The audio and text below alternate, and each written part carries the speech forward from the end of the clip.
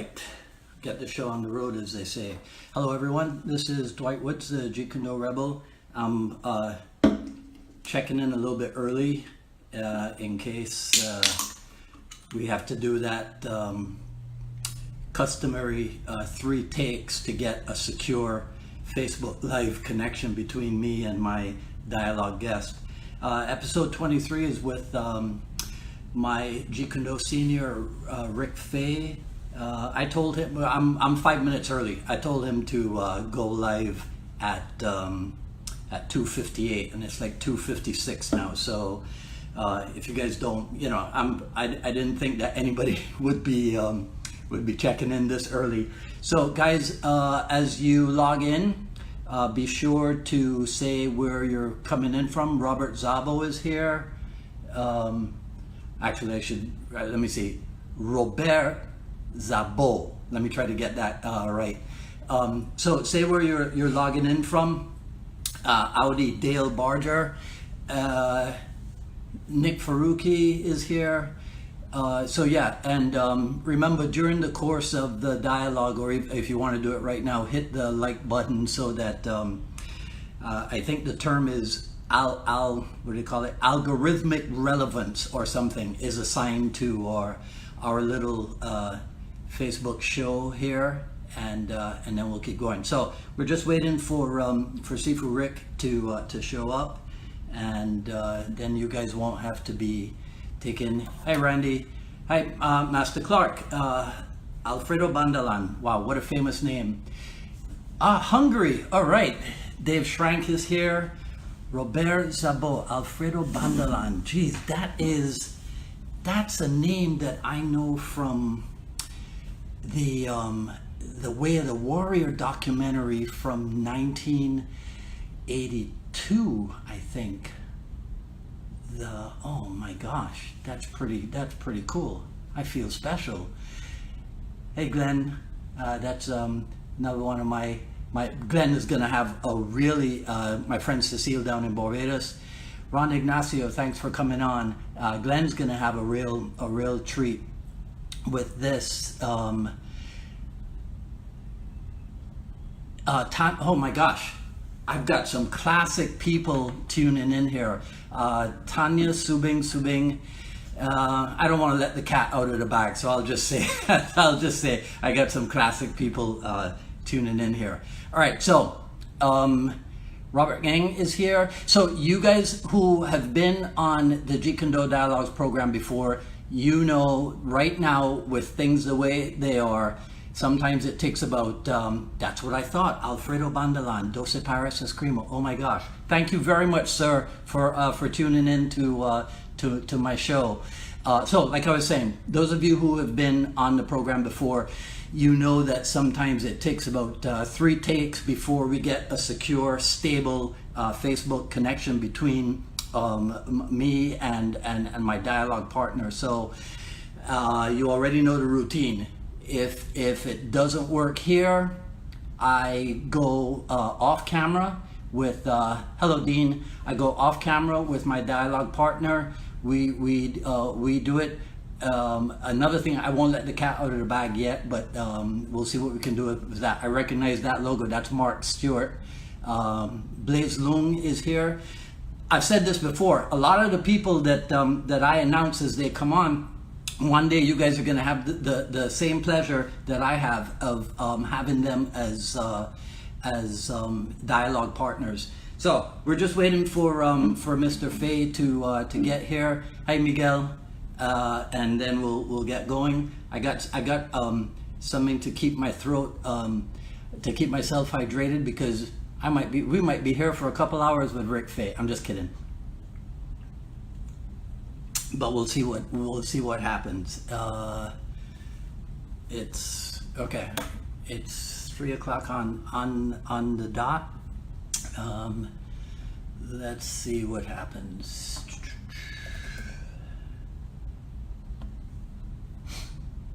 So okay, yeah, that's cool. All right, Mark Halleck is here. Welcome. All right. We won't call this take 2. We'll just call that one a false start. So you know, these guys, some of these guys, they're excellent martial artists, but they're not really up to speed with the technology.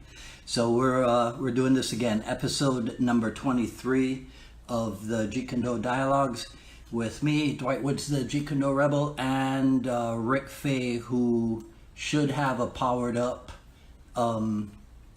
iPhone, and we should be able to get the show on the road. Thanks again for logging back in, guys. Hopefully Ms. Subing Monroe, and okay, so yep, it says Rick Faye is watching, but it hasn't I don't think he's gotten the invitation yet, so just hang on 1 second, guys. As you know, sometimes it takes 3 takes before everything works itself out. All right, so I just sent him the second invitation. We'll see what happens. As I was saying before, on the false start, my student Glenn and my other student, okay, yeah, Rick, good. But you gotta accept the invitation that I sent, and then we can go.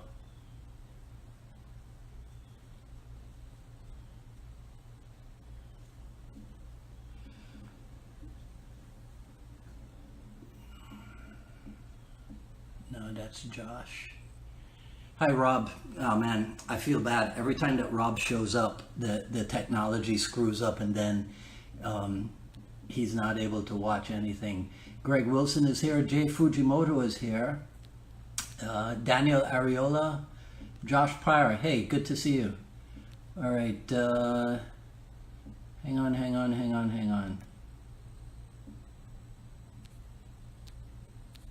Josh, Kurt, Rick.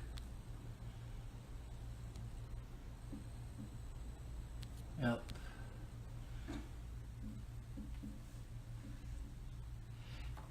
Hey, Greg Wilson. I'm going to show you guys something, just so you guys know what goes into. Well, Glenn sees this sometimes when he's at the school with me, right? So, see this? Let's see, where's the thing? Greg Nelson. You see what it says there? That's 2 pages of notes for Greg Nelson, right? Page 3 of notes for Greg Nelson. This is page 1 of Rick Faye notes, but Rick's notes are actually more on my my laptop than anything else. All right, so he's having a hard time finding the invitation. Let's do it one more time. Take 3, and then if not, we'll do the off camera thing and get it back to you guys on Facebook. Okay, Omar Angulo is here. Omar, you and I need to talk. I need to ask you something about video and fonts. So we need to talk. Close out. I might have to do a take 3 to get Mr. Faye on the line. So you guys hang tough. We'll do this one more time and see what happens. Okay, let's keep the fingers crossed. See what happens on take 3.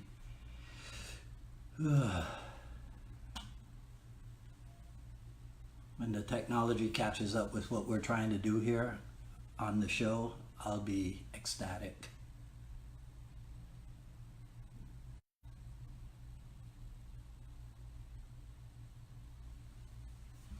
Hey, Juan Perez. Hello again, Josh. Glenn's still here. Glenn's such a trooper. He really is. He's a great student. Glenn, this will be, like I said before, this will be a treat for you, because I don't know if anybody noticed, I put the words master, instructor. I don't think I've ever used that phraseology to describe anybody, but Rick Faye, if there was such a thing as a master instructor, Rick Faye is, because not only is he masterful at being an instructor, but he's also masterful at being an instructor of instructors. And so you guys will you'll learn what I'm talking about. Well, a lot of you on the show already, you already know what I mean by that. All right, so hopefully he gets the invite this time around, because I really prefer to do this stuff and have you guys be part of the show rather than having to do it off camera. So, hey, Dave Schrank, Heather Mundi, that's cool. So, Heather, I was thinking about you earlier today, and I was gonna send you a message later, and you'll hear why. So look for a Facebook message or something from me later today, Heather. Okay. All right, we're just waiting on Mr. Faye. Really? Thanks, Dave. Well, it's not on my end. We're doing pretty okay here weather-wise, so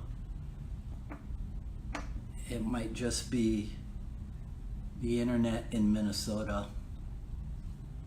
All right, I'm gonna give this 10 more seconds and see what happens.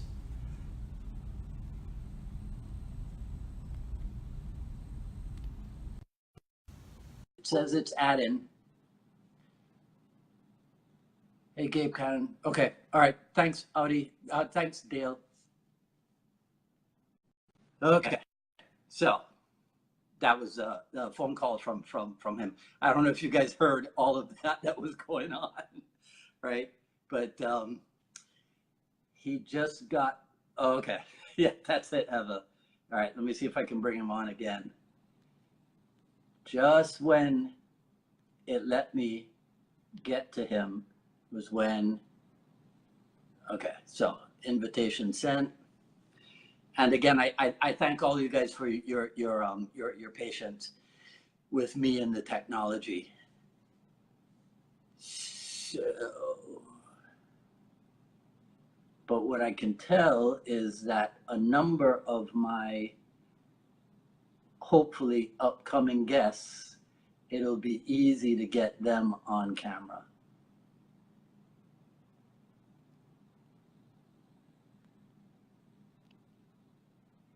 Okay, stand by, stand by.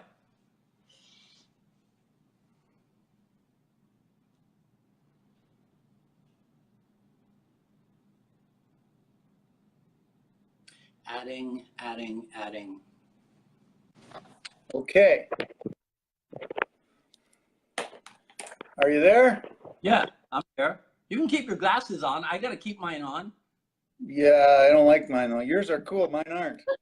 See that? That's huh? Take them off. Yeah. Hi, Dwight. How you doing? Did you see that I put a picture of the two of us on Instagram? It was a picture of when you had hair. Oh my. Yeah. Of all, if I could change one thing, I would have my hair back. That's for sure.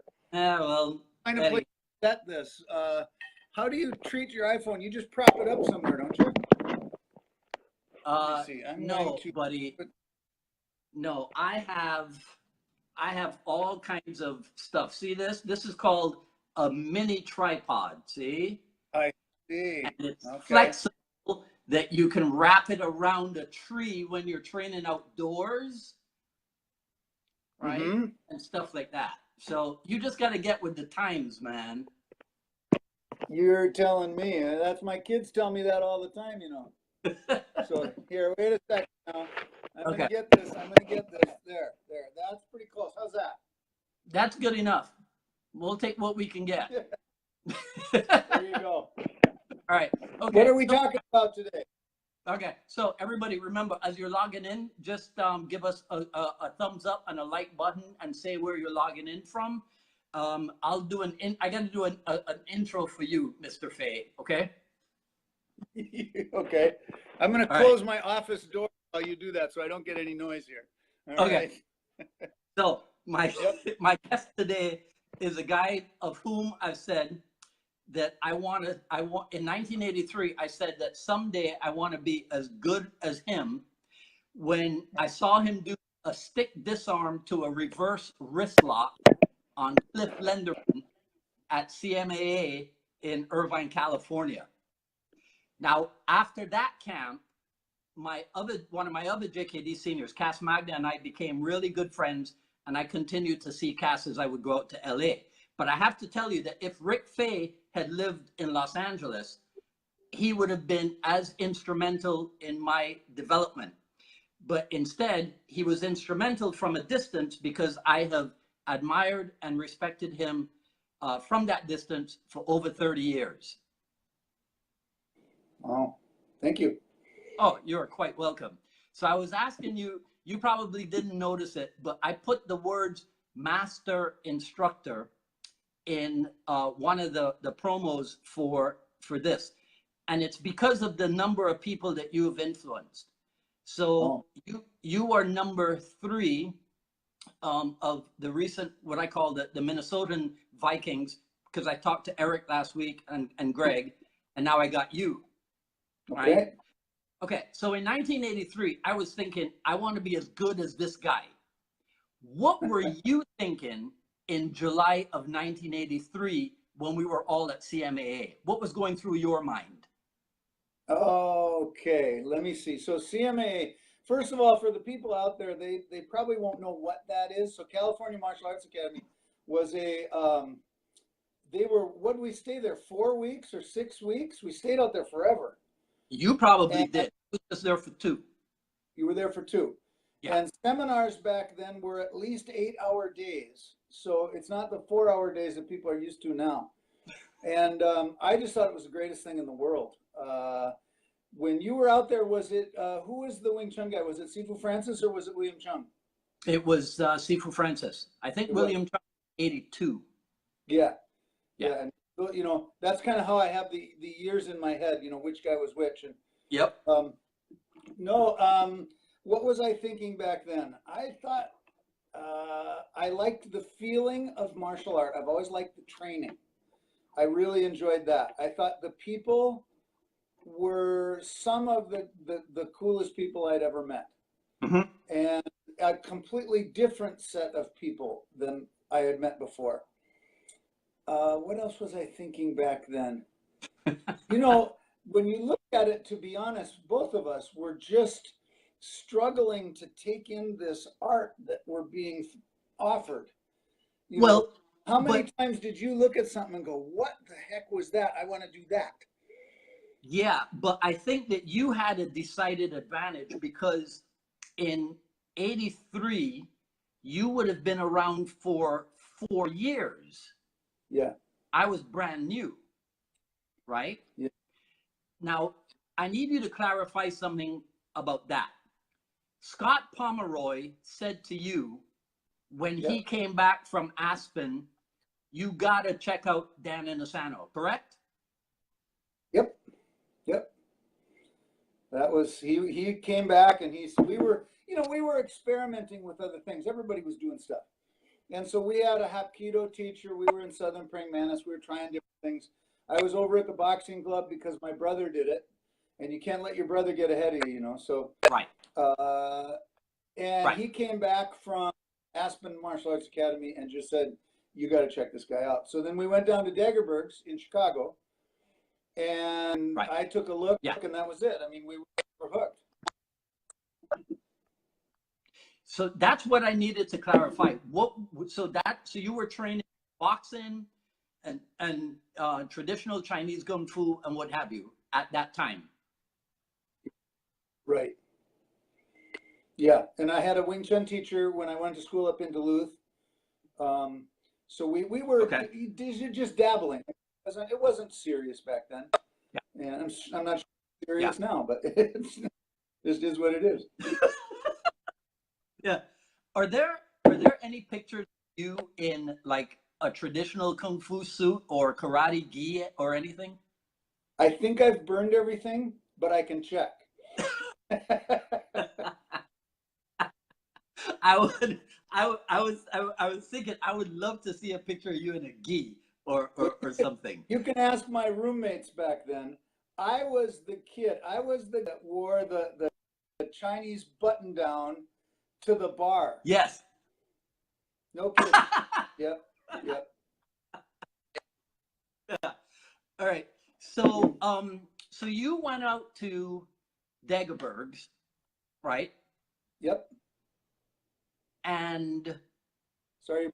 was Dagerberg's already a big school with tons of students? And did that influence you in any way? Just so I can maybe get better access for you. Okay. Yes, it was a big school back then. Oops, So did that get you thinking? Say that again? Did that get you thinking about what direction you should go in? No, no. What sold me on doing JKD was that we've talked about this, was the day Dan and Inosanto gave that great demonstration at Dagerberg Academy. And it was Vunak, Jeff Amato was there. I think Cass might have been part of it. There's a bunch of people there. And people are literally, Bastillo was there, and people are literally flying out of the ring. And then he stopped and he gave this long speech about why you do the art. And it was basically a speech about love. That's what it was. And I looked at it and I thought, wow, this guy's holding some power in his hand. He did that, and then he turned it around and made it about helping other human beings. And that was it. That was it. I was sold. So I'm going to move rooms again. You guys get a tour of my house. How's that? Okay. So you don't have then a Bruce Lee origin story, do you? Yours is an Inosanto origin story, correct? That's correct. That's correct. Yes. Yeah, I was not a Bruce Lee fan. Okay.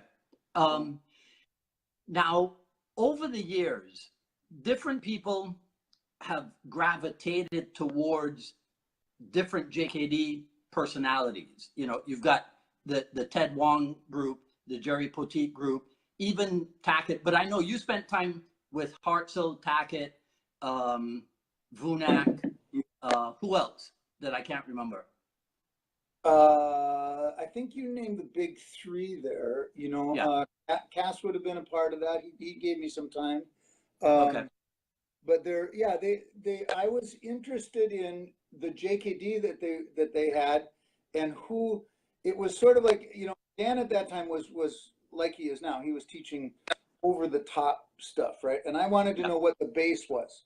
Where was the base? And I would say of those three, Paul Vunak and Larry Hartzell were the keys that gave me some idea of where this all came from and how it evolved. And certainly Larry was in on the beginning, you know, and he took it in his own direction. And both of those guys, I like thinking about both of those people because they sort of gave me permission to do this thing my way.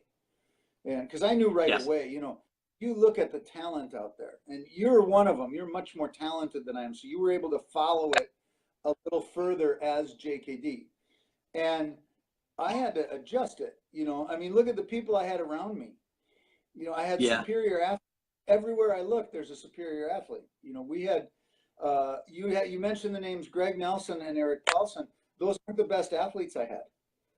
And so we had people that were able to do things. Anyway, so my interest became the training progressions upward, and how do you improve each level of the art? That's my interest. And that, of course, led me to Kali, because I believe Kali is like the answer for every question. In that little idea there, Kali has an answer for most of those things. Attribute building is Kali. Hence the name of your organization, Minnesota Kali Group, instead of Minnesota Jeet Kune Do Group. Right. See, I had heard back then that I think it was on Hukabalas, but one of them had a backyard Eskrima group. And I liked the sound of that. Just the sound. It's a group. Because we were, I mean, you remember, we were barely a group. I mean, I remember with Michigan camp, Greg and I didn't even hang out with anybody because nobody liked us. We were just... No. We stayed out in the field somewhere. No, I disagree. Because I remember because you guys were you guys stayed in tents. You camped Yeah. at the camp. Yeah. I stayed in not the dorm, whatever it is, the cabins. I stayed in the cabins, right? Right. And I remember telling Pete Hetrick, because you guys were across the field and you were finishing up. This is 1987. You were finishing up outside the tent your Thai pad rounds. Yeah. Yeah. Boy, those were the days. It's not that we didn't like you. We were just scared of you. I don't think that's true, but no, we were, you know, so back to that. So what I did was I got to just really enjoy the training. That's what it was. Yeah. Oops, I got to adjust you again. Okay. I'm losing, the picture went funny. Here, let's see if I get out here and I have a little better internet. Is that better, Dwight? Yeah, that seems better. Okay. Okay, good. My picture of you is still funny, but I can still hear you, so. Okay. Well, it might be that now nobody will be able to see me anymore, but they'll still be able to hear me. And I'm not going to cut this off and go, because we'll keep the flow going. There you go. All right. So Greg said that you two hit the Thai pads every day. Yes. Including Sundays, literally every day. It kind of wasn't an option. I made a vow early on. He'll tell you this. I made a vow early on that I would never let him see me tired. And that's one of the hardest things that I ever kept. I would come up the stairs of that old place and my legs would be burning just walking up the stairs. And I'd look down the hall and I'd go, shit, here already. And he was that dedicated. Of course, now the first couple years that we were together, still wrestling before he got hurt. So he's got to stay in shape for Division I. I mean, he's, you know, had to be in that kind of shape. And I just sort of pulled along with it. That was, but yeah, I wish for those days now, I'll tell you that. Yeah. Because you weren't in wrestling and gymnastics like the other two. No, not at all. At that time, I tried to play some college football, wasn't good at that, and I was a skier for my athletics. Okay. And the other thing I heard Greg say is that, no, you said it. Greg dragged you into Thai boxing, correct? I would say that, although I am as an advantage. You know, it is an advantage to be in that kind of shape. Just that simple. I could see that was going to be an advantage for other things that we were doing. So, and everybody likes to hit something hard. And that's just what we did. It was part of the deal. And it built a life of its own is what happened. It established a training discipline and kind of a routine with us. So we would start with some stick work, right? We did a lot of stick back then. That group, 5 minutes of double stick a night. And we would do a lot of that kind of thing. We'd sombrada, we'd hubad, we'd wrestle. That never went well for me. But it was always Thai pads and focus mitts at the end. It was always. Yeah. All right. Listen, I hate to do this to people. I had to do it with Eric, but you're starting to break up on my end. Okay. So we'll use this 10 minutes as the intro. I'll put it up on Facebook immediately, but go to Facebook. You can do this on your laptop. Go to Facebook. I'll send you a Facebook message with the link for us to go off camera, and we'll finish this up off camera, and I'll put it back up later this evening. But you're starting to break up, so it's not going to work too well. Okay. I'll go. All right? I'll look for the link on my computer. Okay. Yeah, it'll be in the Facebook message. Okay, all right, bye-bye. Right. It's just